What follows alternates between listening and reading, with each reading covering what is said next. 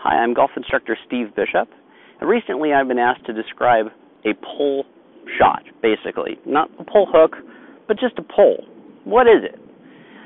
And really this kind of covers two things. Number one, some people actually are slicers and some people are pullers, okay? And what you find is that a pull swing is really just that over the top that you probably heard of a lot, or an outside the in swing. And this is something that I find with so many amateurs all the time. Primarily it's because they're trying to get some sort of effort in their swing. The more effort that they put into the swing, the further they think that they're going to hit the ball. When in fact, I believe that you want to have an effortless swing.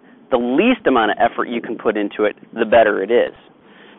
But I can understand the mentality. I really can. You know, if you are trying to hit the ball a long way, it makes sense that the more effort I put into it, the further the ball should go. The problem is that a lot of times that effort is misdirected, okay? And what you find is that a lot of people emphasize body turn, trying to turn harder, turn faster, turn quicker in order to make that ball go further. Again, I can kind of understand this mentality. The problem is that there's this bane that I always talk about, that is this left hip basically pulling back, okay, instead of basically bumping and then turning the right forward to go forward this direction. I see a lot of amateurs basically spinning their left hip out and away from the golf ball. Now, there are some videos out there of various golf professionals that get away with this move. As a matter of fact, Tiger is one of them, which, believe it or not, he actually gets away with this. But he does a lot of things also in his swing. Like he, basically has that big old sit-down move, and he tilts way back, and then he still drives. Now, he still gets that left hip to open, but he drives a lot. It drives up, and he manages to make it work. Now, just because Tiger makes it work doesn't mean it's right for you. And I find that kind of effort, trying to get that type of hip action to work for amateurs, is nearly impossible. It's really not a good idea.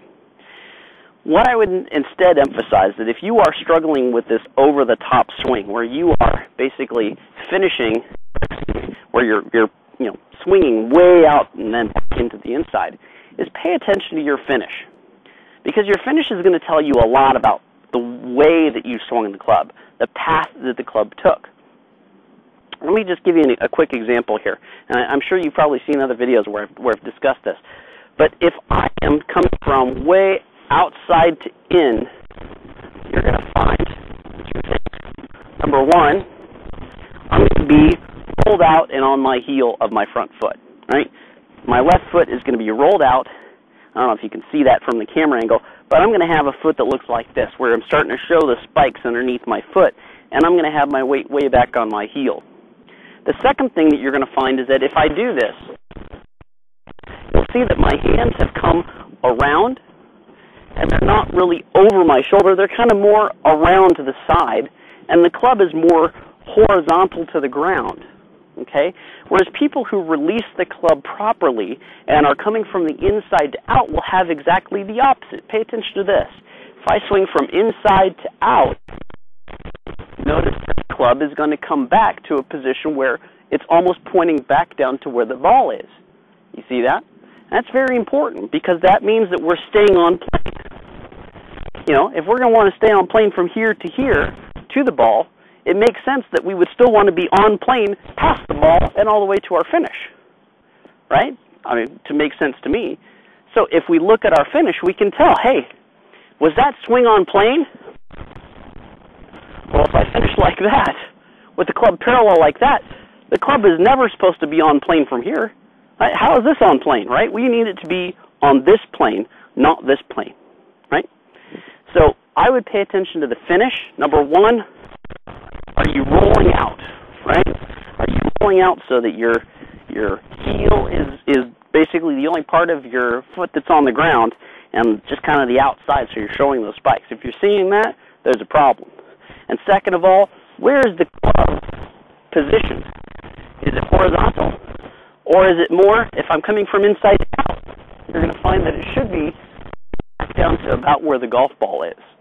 And even if you want to take it a little step further, I had a really good golf professional who first taught me how to play golf, and he actually didn't want me to go anywhere past pointing the butt end of the club at the target. Okay? If you can finish with the butt end of the club pointing at your target, you're going to be on plane, and you're going to be releasing the club properly instead of trying to spin out and hold that club off. So if you're wanting to avoid that over-the-top swing where you're getting the poles, which a pole is just basically where the club face is shut, okay? A slice is where the club face is open, but they're both stem from this outside-to-in swing path. So if you want to eliminate that, you really can just take a look at the pitch. Is that club pointing at the target? If so, then the club is on plane, and you're not coming from outside anymore. And then second of all, of course, take a look at that front foot. I prefer a flat front foot, but at least not something where you're so rolled out that you're practically struggling to keep your balance.